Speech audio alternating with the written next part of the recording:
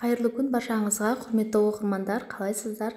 Таңғы асқа кішкентай балапандарыңызға осындай жұмсақ әрі дәмді, пайдалы алмадан оладушки жасайтын боламыз. Өте тез дайын болады, көп зат қажет етпейді.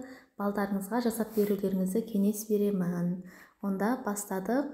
Бізге бұл жерде қажетті заттар: 3 штук алма, 1 штук жұмыртқа, жарты чайный ложка разрыхлитель, 2 ас қасық қант, 4 ас қасық ұн керек болады. Бірінші орында біз 3 алмамызды теркадан шығарып аламыз. Теркадан шығарып алған алмамызды салып, үстіне қантымызды, 1 штук жұмыртқамызды салып, барлығын жақсылап біркелкі болғанға дейін жақсылап араластырып аламыз. Содан кейін барып ұнымызды, жаңағы разрыхлителімізді салып, оны да жақсылап біркелкі масса болғанға дейін араластырып аламыз. Ұндары комочка болып қалмасын, біркелкі болғанша осылай араластырып алуымыз керек.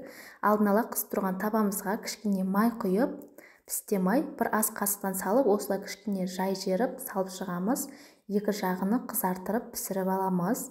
Тез дайын болады, әрі оңай, жиымтал, балдарыңыз жақсы көріп сүйсініп жейтін алмадан оладушки рецепті.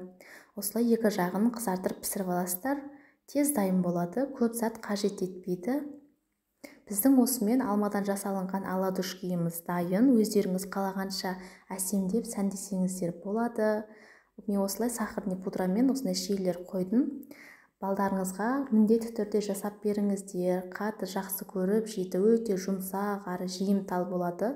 Балдарыңыз қақалып, шашалып қалмайды, қорықпаңыздар, әрі пайдалы. Балдарыңызға жасап беріңіздер. Менің парақшамнан алыстап кетпеңіздер, парақшама тіркеліп, сохранить етіп қойыңыздар.